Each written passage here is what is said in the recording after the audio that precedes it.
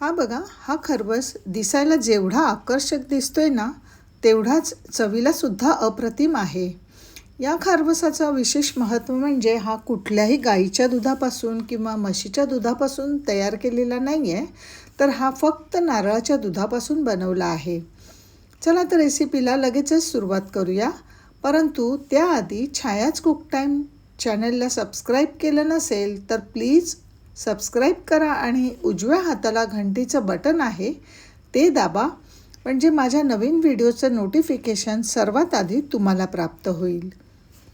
सर्वप्रथम मी इथे 2 वाट्या ओल्या खोबऱ्याच्या पांढऱ्या भागाचे हे असे तुकडे करून घेतलेत. हे तुकडे मिक्सरच्या भांड्यात टाकूया. लक्षात असू द्या की हा खरवस बनवण्यासाठी आपल्याला फक्त ओला नारळच वापरायचा आहे. ओल्या नारळाच्या किसमध्ये भरपूर प्रमाणात दूध निघेल. सुक्या नारळाचा किस वापरू नका, त्यामधून दूध निघणार नाही. ओल्या नारळाचा आपल्याला फक्त पांढरा भागच रेसिपीमध्ये घ्यायचा आहे. खोबऱ्याची काळी लेअर घ्यायची नाही आहे. काळी लेअर घेतली तर खरवस पांढरा शुभ्र होणार नाही. आता यामध्ये 1 कप एवढं पाणी घालूयात. गरज लागल्यास अजून थोडं पाणी घालू शकता आणि वाटून घेऊया, जेणेकरून यामधून दूध भरपूर प्रमाणात निघेल. हे बघा, छान पेस्ट करून घेतली आहे. जसं आपण चटणी वाटून घेतो अगदी तशीच आपण वाटून घेतलं आहे. आता दूध आणि चोथा वेगळा करायचा, तर त्यासाठी आपल्याला हे गाळून घ्यायचं आहे. गाळण्यासाठी एक भांडं घेतलं आहे आणि त्यावर गाळण ठेवली. त्यामध्ये वाटलेलं खोबरं टाकून घेऊया. आता भांड्यात चिकटलेलं खोबरं आहे, त्यात थोडंसं पाणी घालून तेही पाणी ॲड केलं. आता हे गाळून घेऊयात. आपण ज्या चाळणीने पीठ चाळतो त्या चाळणीने गाळलं तरी चालेल किंवा हाताने रस दाबून घेतला तरी चालेल.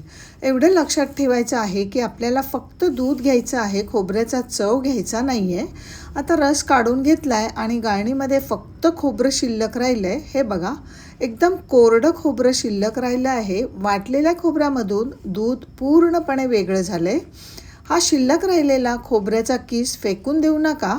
त्याचे आपण लाडू बनवू शकतो किंवा खोबऱ्याच्या चटणीमध्ये वाटणामध्ये सुद्धा वापर करू शकतो किंवा मिठाईमध्ये सुद्धा डेझिकेटेड कोकोनट म्हणून याचा वापर करू शकतो. आता हे नारळाचे दूध निघालं आहे, त्याचाच आपण खरवस बनवणार आहोत. त्यासाठी एका वाटीमध्ये पाव वाटी एवढं कॉर्नफ्लॉवर घेऊयात. त्याच मापाने वाटी भरून दूध जे आपण नारळामधून काढून घेतलं ते घालूया. आता हे ढवळून याची स्लरी बनवूया. स्लरी बनवताना व्यवस्थित मिक्स करायचं. एकही गुठळी राहता कामा नये. मिश्रण छान एकजीव झालं पाहिजे. आता पुढची स्टेप बघूया.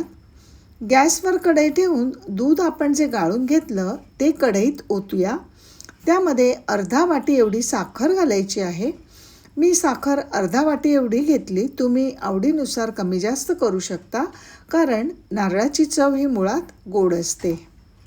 आता या दुधाला गॅस मिडियम ठेवून उकळी काढून घेऊया. जसं गाईच्या किंवा म्हशीच्या दुधाला उकळी येते त्याचप्रमाणे या दुधाला सुद्धा उकळी येते.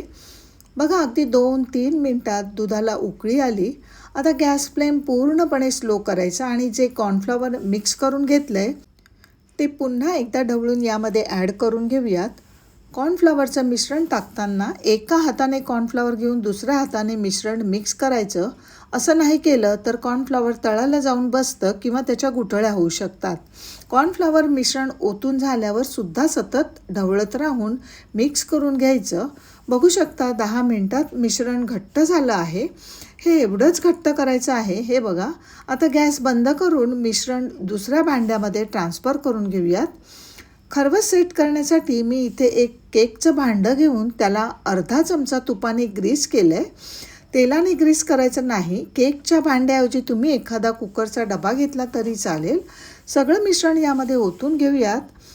मिश्रण ओतून झाल्यावर वरून थोडंसं टॅप करून घ्या, म्हणजे मिश्रण प्लेन होईल. यावर आता गार्निशिंगसाठी मी इथे पंपकिन सीड्स वापरत आहे. तुम्ही वेलची पावडर किंवा तुमच्या आवडीनुसार कुठलेही ड्रायफ्रूट्स वापरू शकता. आता हे फ्रीजमध्ये आपल्याला 2 तासासाठी थंड करायला ठेवायचं आहे, म्हणजे खरवस चांगला सेट होईल. 2 तासानंतर डबा फ्रीजमधून बाहेर काढलेला आहे. खरवस छान सेट झालं आहे. हा प्लेटमध्ये काढून घेऊयात. प्लेटवरती ठेवून डिमोल्ड करून घेऊया. हे बघा खूप छान तयार झाला आहे. हा एवढा इझिली निघतो की याच्या साईडसुद्धा लूज करायची गरज लागत नाही. आता याचे तुकडे करून घेऊयात. गाईच्या किंवा म्हशीच्या दुधाप्रमाणे हा खरवससुद्धा मऊ, लुसलुशीत आणि चवीला खूप टेस्टी लागतो. याआधी कधी बनवला नसेल तर ही रेसिपी नक्की करून बघा. मी इथे तुकडे करून घेतलेत. एक पीस मी झूम करून दाखवते बघा. खूपच छान दिसतोय खरवस. एवढा टेस्टी लागतो की घरची मंडळी नक्कीच तुटून पडणार ह्याची खात्री आहे मला.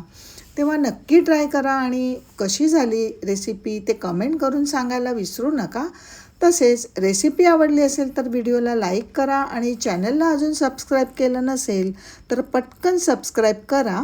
बेल बटन प्रेस करून ऑलला क्लिक करा म्हणजे असेच नवनवीन रेसिपी व्हिडिओज तुम्हाला छायाच कुक टाईम चॅनलवरती पाहायला मिळतील. धन्यवाद. श्री स्वामी समर्थ.